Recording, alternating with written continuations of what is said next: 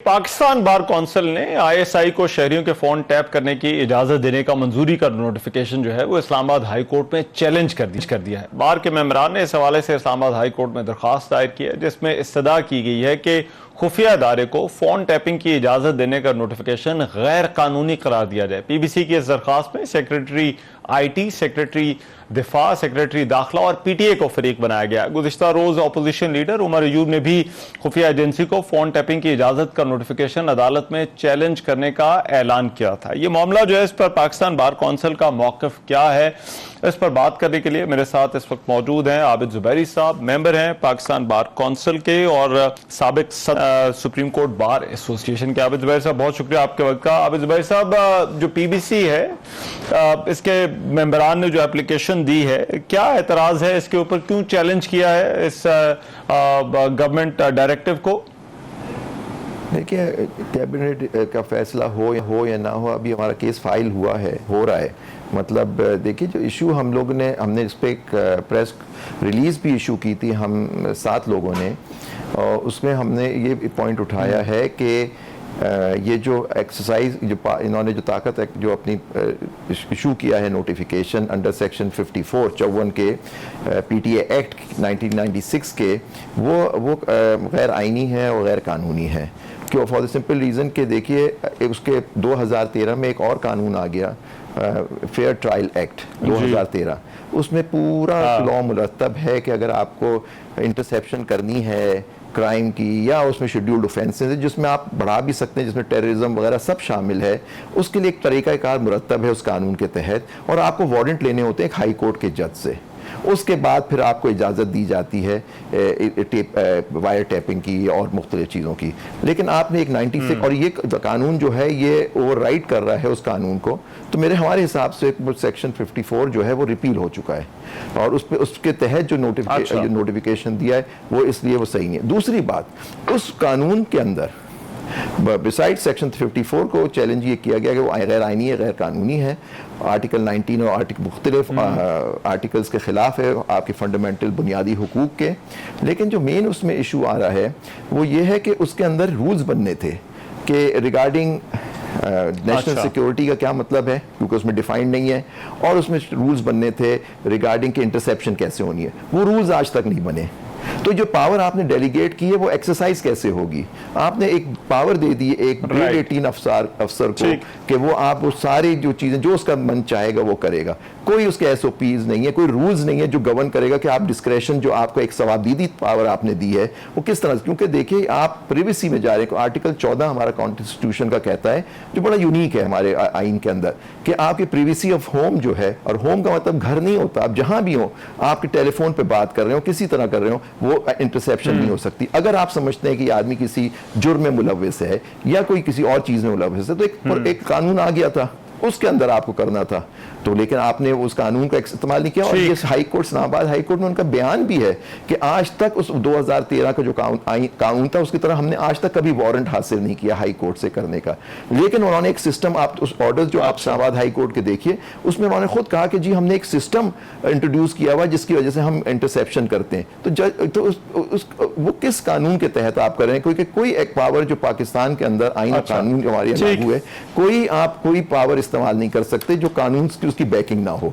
तो यहाँ तो उन्होंने खुद एडमिट किया है कि उन्होंने सिस्टम किया है। उन्होंने ना किसी से इजाज़त की, आपके ऑडियोज वीडियोस टेप हो जाते हैं और फिर उनका इस्तेमाल होता है। तो ये देखिए ना, ये पूरे अब कोई नहीं डिफाइन किया कि पर्सन कौन है जिसकी वो करेंगे।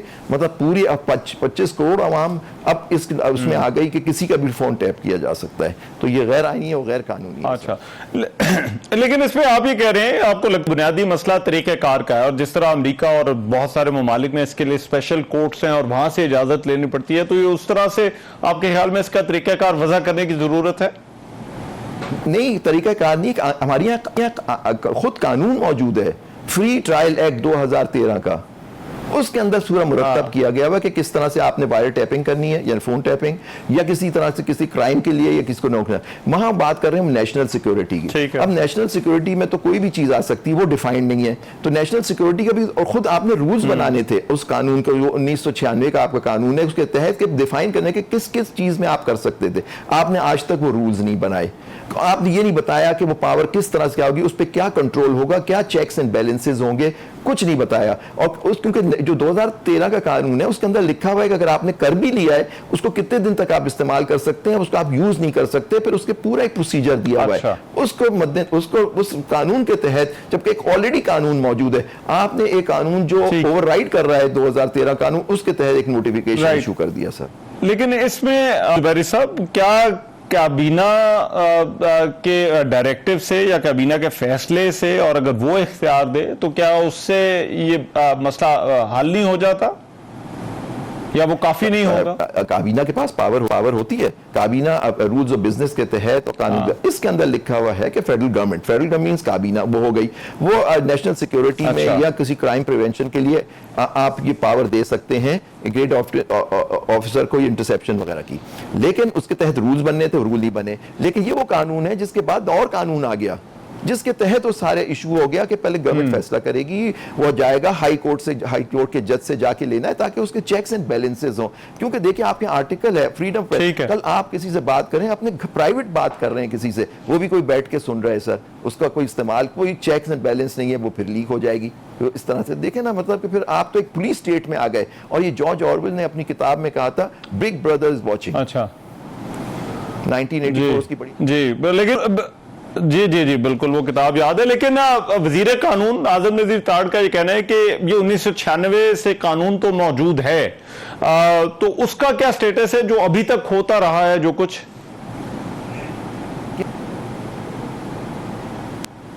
उसका कोई स्टेटस नहीं है। यही तो केस है कि जी पहले जो ऑडियो लीक, ऑडियो रिकॉर्डिंग हुई और वो प्रेस कॉन्फ्रेंसेस गई, वो किस कानून के तहत वो टेप की गई, उन्होंने आगे आज तक कोई जवाब नहीं दिया। देखिए आज ये कानून सिर्फ 96 में नहीं आया है, ये आप उससे पिछली सदी जो थी, मतलब अब तो 19th सेंचुरी जो थी, उसके अंदर टेलीग्राफ एक्ट है, उसके अंदर सेक्शन 5 है, उसके अंदर भी एक मौजूद था कि आप ये चीजें कर सकते हैं। लेकिन नेशनल इमरजेंसी में, पब्लिक इमरजेंसी में उसका स्कोप डिफाइंड था। आपने ना उसके अंदर किया, ना आज तक इस कानून को इस्तेमाल किया, ना 2013 के कानून को इस्तेमाल किया, ना पीका के अंदर भी देखिए ये पावर दी गई, वो साइबर क्राइम्स वगैरह की सारी, वो पीका का 2016 का कानून है। लेकिन इन्होंने खुद कोर्ट में एडमिट किया कि पीटीए ने क्या कि जी हमारे यहाँ एक प्रोसीजर है जिसके तहत हम ये करते हैं, कोई कानून की बैकिंग नहीं है। तो ये अब इन्होंने इसके तहत तो कर दिया, लेकिन आप देखिए रिकॉर्डिंग तो पहले भी हो रही थी और खुद उन्होंने एडमिट किया कोर्ट में आके कि जी हम ये रिकॉर्डिंग कर रहे थे और हम लाइसेंस के अंदर जो प्रोविजन है, इसलिए हम इन लाइसेंसीज को, ये जो टेलीकॉम वाली लाइसेंसीज हैं, उसके तहत हम रिकॉर्डिंग कर रहे थे। भाई आप कैसे कर रहे थे? आपको एक कानून है, वो प्रोटेक्शन देता है कि जी आपको इस तरीके कार से करना है, आप वो करिए। बहुत शुक्रिया। आबिद जुबैरी साहब हमारे साथ मौजूद है। प्रोग्राम में एक ब्रेक शामिल करते हैं, वापस आते हैं इस ब्रेक के बाद।